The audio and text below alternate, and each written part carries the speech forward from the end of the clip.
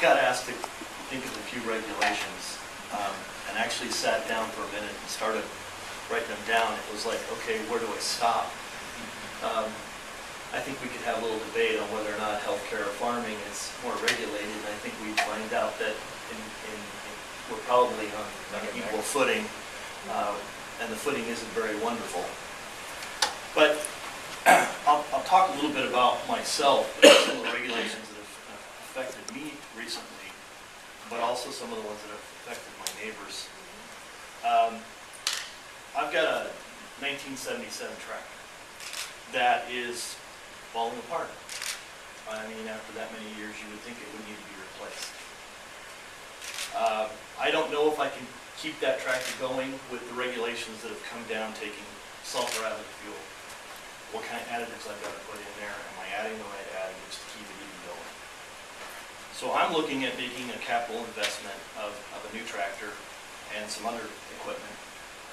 And when I look at that, I'm going, okay, as you watch the price of tractors, because of the regulations on the diesel fuels and the tier 1 and tier 2, which I'm not a diesel mechanic, I don't understand any of that stuff. All I do is watch the price go up. And we see other things coming down the pike that says, do I make this investment? Now this investment to me would be like a combine to a wheat farm or whatever. I'm talking about spending 3 times my gross revenue for this kind of a capital investment. This is a 10 to 20 year investment. It's not a 1 or 2 year investment. So you look at the dust regulations that have been put on hold from EPA. We talk about the regulations that have happened from the Endangered Species Act. And in particular, the Center for Biodiversity sued the EPA, and it's created a situation where we may not have any chemicals that we can use until that process is done. This affects about 70% of Washington.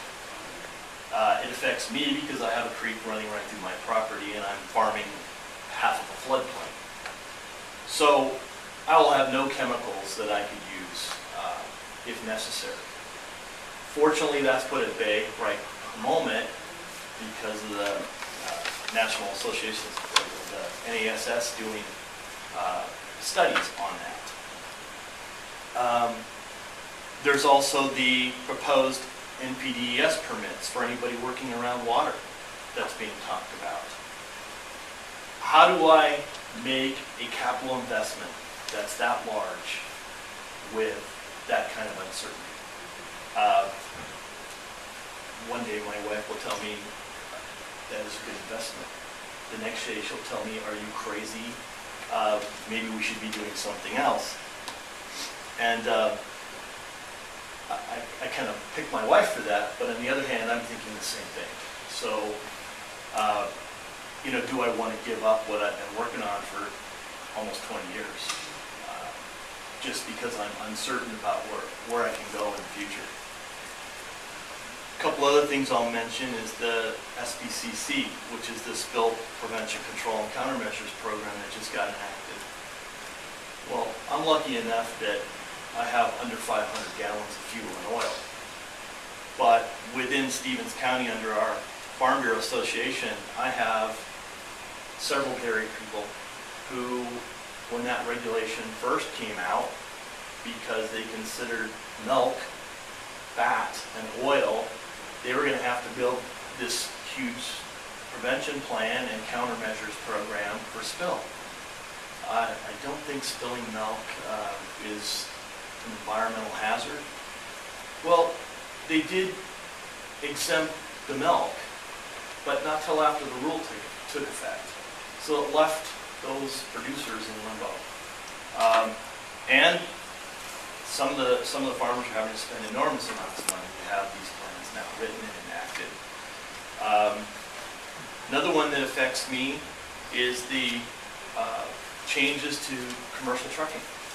First, they were going to put farmers in all these regulations, whether or not we could drive, how far we could, hours of service, and all these things. And you think, okay, farming got out of that, so it doesn't really affect me. Well, it does. For the first time in since I've farmed for 18, 20 years, we in Stevens County in Northeast Washington are shipping hay to brokers. We're shipping hay over the coast to dairymen, and the market will only bear a certain price.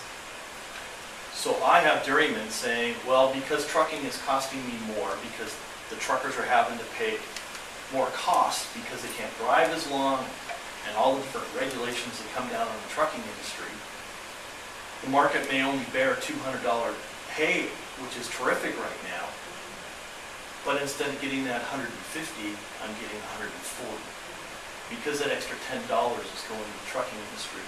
And it's not going in anyone's pocket. It's just paying for the regulations.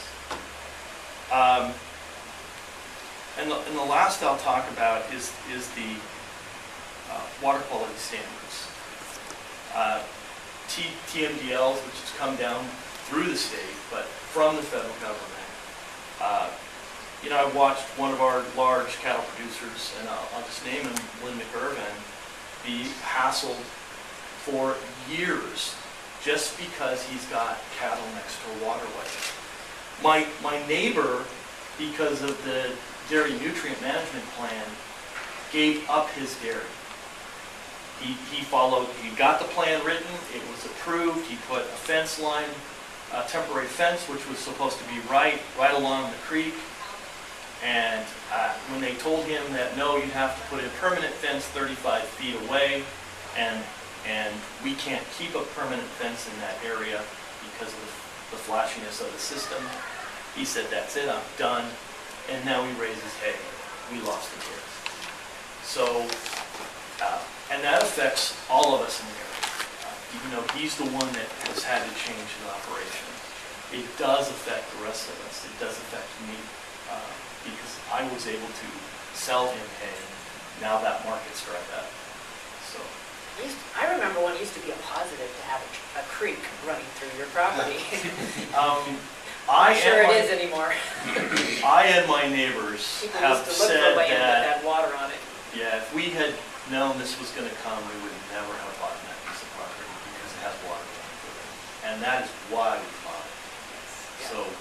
And this summer, when there was the potential of requiring a commercial driver's license for anyone that was on the farm, it was pointed out to me that it's not just a matter of going and taking a test and getting your commercial driver's license. Their requirement is that you're taking a 6-week course. You're paying $4,100, and this is for a kid that's going to work on the farm, and they wouldn't even qualify then under the age limits, right. Or others that maybe just want to do it for a few weeks out of the year.